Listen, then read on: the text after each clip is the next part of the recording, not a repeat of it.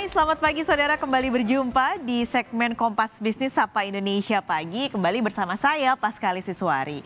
Saudara, kalau Anda tadi menyaksikan program Sapa Indonesia Pagi yang banyak membahas soal kerugian, soal pembatalan U20 Indonesia, tentu tadi kerugian material sudah dibahas banyak sekali. Tidak hanya kerugian material, tapi juga kerugian yang mendera pelatih dan anggota Timnas U20. Kita di Kompas Bisnis pagi ini akan bahas lebih banyak soal kerugian material, lalu juga ada imateri lain dari pembatalan ini. Yang pertama kita akan lihat saudara, tentu kalau bicara kerugian pasti ujung-ujungnya adalah duit. Dan ujung-ujungnya lagi adalah anggaran yang sudah dikeluarkan oleh pemerintah untuk merevitalisasi stadion. Kami ambil data ini dari Kementerian PUPR yang memang menaungi soal revitalisasi infrastruktur, salah satunya adalah stadion.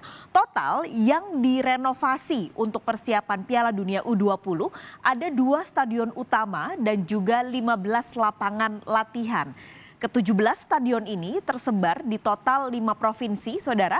Ada di Jawa Tengah, lalu juga ada di Bali, Jawa Timur, Jawa Barat, dan juga ada di Sumatera Selatan. Nah, sementara kalau melihat 2 stadion utama yang direvitalisasi adalah ada Stadion Kapten Iwayan Dipta di Gianyar, Bali, dan juga Stadion Manahan Solo. Pembangunan untuk revitalisasi ini bahkan sudah dimulai sejak tahun 2020 kick-off-nya. Kurang lebih sekitar akhir 2020 di bulan November. Ada 3 paket pengerjaan yang dilakukan oleh PUPR.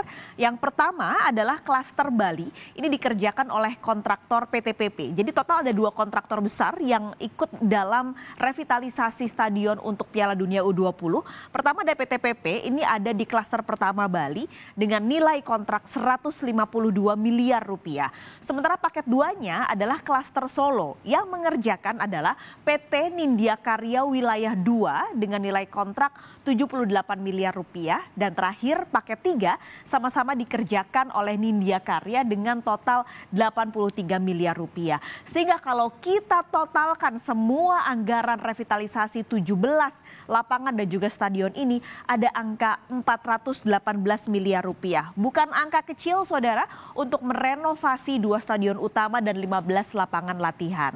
Nah, bicara bola sudah pasti tidak hanya soal revitalisasi stadion tadi, tapi juga pasti banyak sponsor seperti gula dan semut ketika ada pertandingan bola besar, terutama ini adalah kancah internasional, sudah pasti akan banyak sponsor yang mengincar dan rela mengeluarkan uang untuk bisa jadi sponsor utama.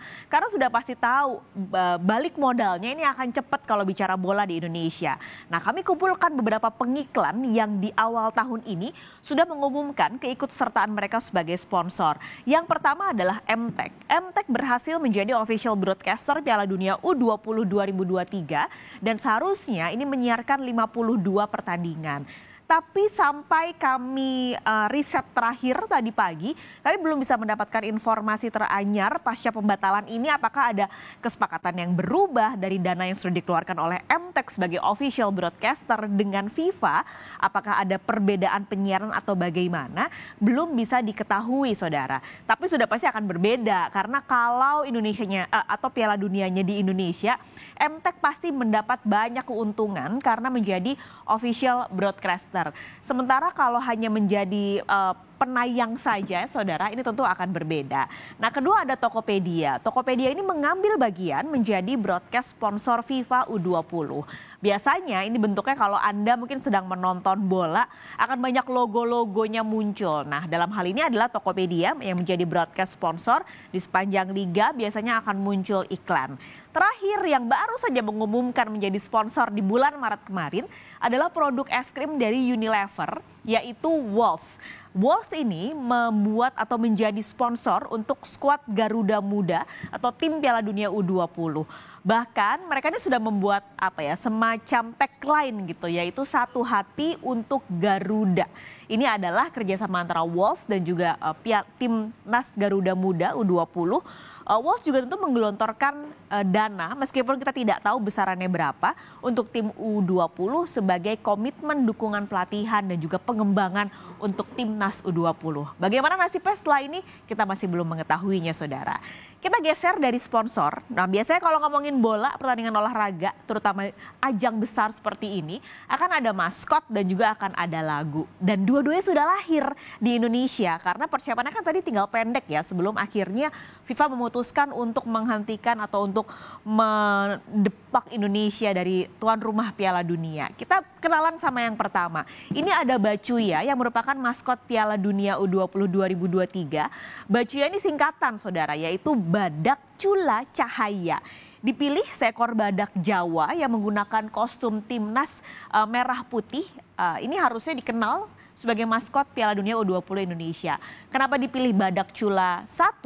Karena saat ini populasi Badak Cula 1 sudah terancam punah di Indonesia supaya masyarakat akhirnya aware soal hal ini. Sayang, yang punah ternyata Piala Dunia U20-nya terlebih dulu. Sudah selesai di Indonesia tidak lagi menjadi tuan rumah Piala Dunia U20.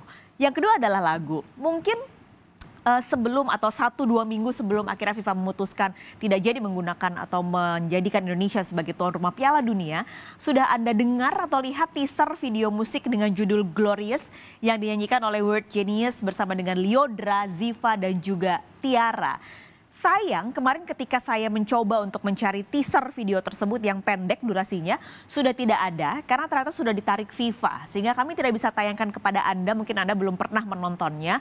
Meskipun kalau Anda cari jejak digitalnya, ada beberapa akun media sosial milik warganet yang masih menyimpan teaser dari lagu tersebut.